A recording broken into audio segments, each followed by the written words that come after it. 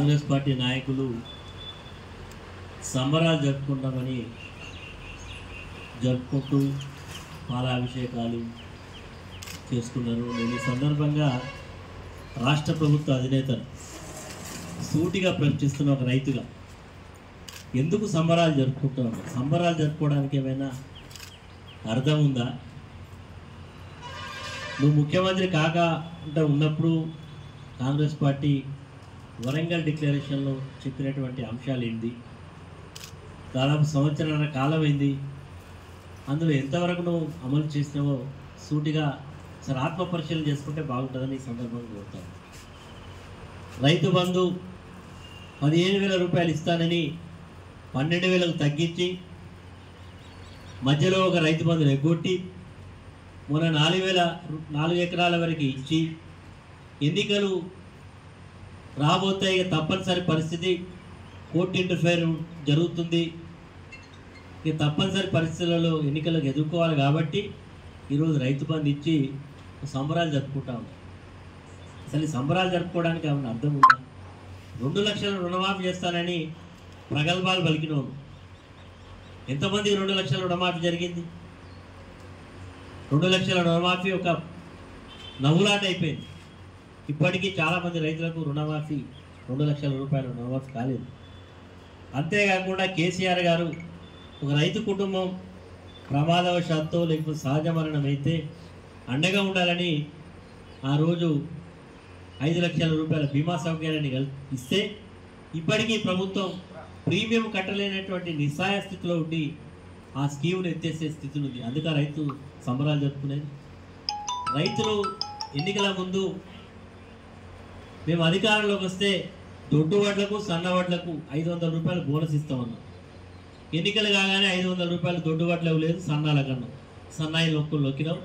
ఇప్పటికీ చాలామంది రైతులకు ఆ బోనస్ డబ్బులు పడలేదు. రైతులు తీవ్రమైనటువంటి మనోవేదనకు గురి అవుతా ఉన్నారు. ఇట్లా చెప్పుకుంటూ పోతే రైతులకు మోసం చేసినందుక మీరు రైతు సంబరాలు జరుపుకోవాల్సిన అవసరం ఉందని రైతుగా ప్రశ్నిస్తున్నారు. కాబట్టి మీరు రైతుల గురించి మాట్లాడేటువంటి నైతిక హక్కును కోల్పోయిండు. రైతులు సంబరాలకు జరుపుకోవడానికి మీకు ఎలాంటి అవకాశం లేదు, అర్హత లేదు అనే విషయాన్ని గుర్తెరిగితే బాగుంటుందని ఈ సందర్భంగా కోరుతున్నాం. రైతు నాయకుడు అంటే కేసీఆర్, రైతు బాంధవుడు అంటే కేసీఆర్. రైతుల యొక్క దీర్ఘకాలిక ప్రయోజనాలను ఆశించి ప్రాజెక్టులు కట్టింది కేసీఆర్. కానీ మీరు చేస్తున్నది కాళేశ్వరం ప్రాజెక్టు ఈ రాష్ట్రానికి ఒక సంజీవిలా, ఒక జీవనధార ప్రాజెక్టుగా కడితే ఒక చిన్న పిల్లర్లో ఫ్రాక్చర్ ఒక దానికి కుంగిపోతే ఇప్పటికి 1.5 దాటిపోయింది. మీరు అధికారంలోకి వచ్చి అపసోపాలు పడుతూ ఉన్నారు. మీరు నీళ్లు పంపింగ్ చేయకుండా ఈ ప్రాజెక్టు నిరుపయోగమైందని చూపెట్టాలనే ఒక దురుద్దేశంతో ప్రాజెక్టుకు 1,00,000 కోట్లు ఖర్చు పెట్టలేదు, కానీ 1,00,000 కోట్ల అవినీతి అయిందని చెప్పి గతంలో గ్లోబల్స్ ప్రచారం చేసింది. మీరు సాక్షాత్తు రేవంత్ రెడ్డి మామ పద్మారెడ్డి చెప్తా ఉన్నాడు, ఈ తెలంగాణకి ఇది ఒక సంజీవ్ లాంటి ప్రాజెక్టు, అసలు ఇంత అవినీతి ఎక్కడిది అని చెప్పి ఆయన మామ చెప్తా ఉన్నాడు. కనీసం రేవంత్ రెడ్డికి సోయలేదు. ఇప్పటికైనా రాజకీయాలు పక్కకు పెట్టు, కేసీఆర్ గారిని ఇబ్బంది పెట్టాలి, కేసీఆర్ గారిని ఇబ్బంది పెట్టడం కొరకే ఒక కమిషన్ వేసినాం.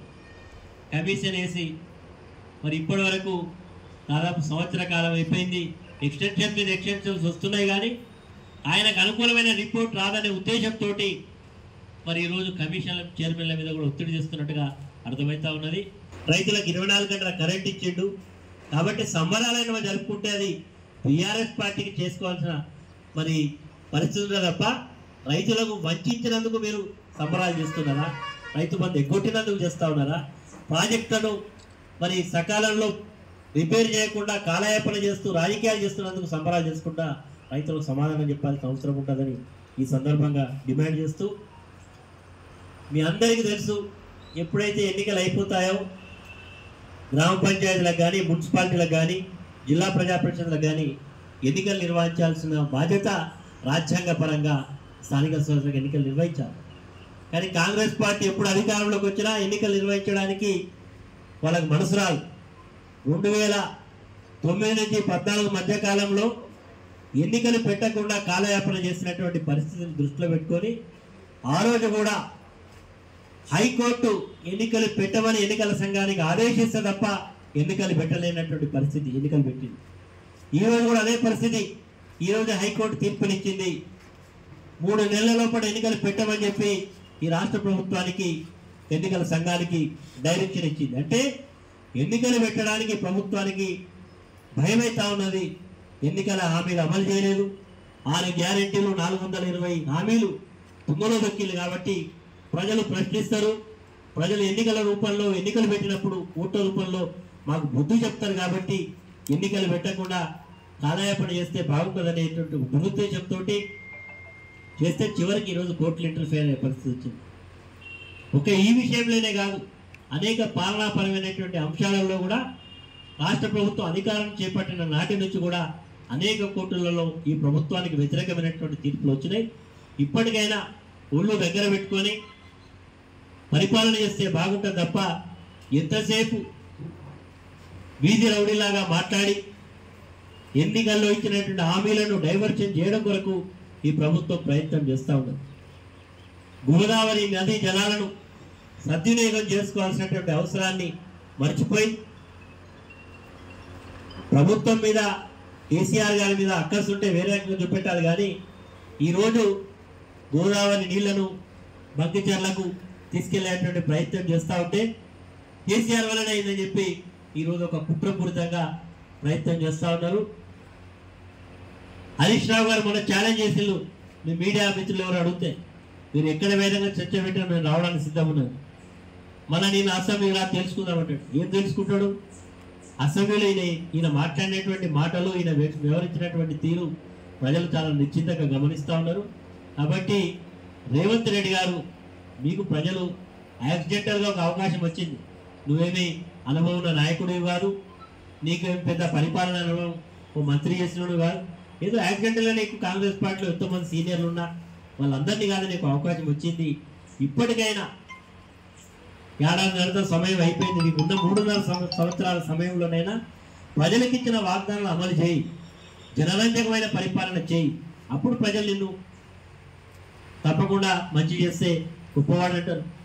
ఇప్పుడు ఇచ్చిన అవకాశాన్నే పోయి ఎప్పుడు మాట్లాడినా 10 ఏళ్ళు మేము ఉంటామని చెప్తాడు. అరే ఇచ్చిన 3.5 ఏళ్ళు చక్కగా చేయను. అదే ప్రజలు ఇప్పటికీ పశ్చాత్తాపడతా ఉన్నారు. ఎందుకు వేసినమైన కోర్టు, ఎందుకు ఈ ప్రభుత్వాన్ని అధికారంలో వచ్చినామని ఒక రైతుని అడిగినా, ఒక యువకుడిని అడిగినా, ఒక మహిళని అడిగినా అందరినీ మోసం చేసినావు కదా. నువ్వు మోసం చేయని వాళ్ళు ఎవరు అన్నారు ఈ రాష్ట్రంలో? ఇండియా పాకిస్తాన్ ఉద్రిక్తతలపై లేటెస్ట్ అప్డేట్స్ కోసం డౌన్లోడ్ చేసుకోండి RTV లైవ్ యాప్.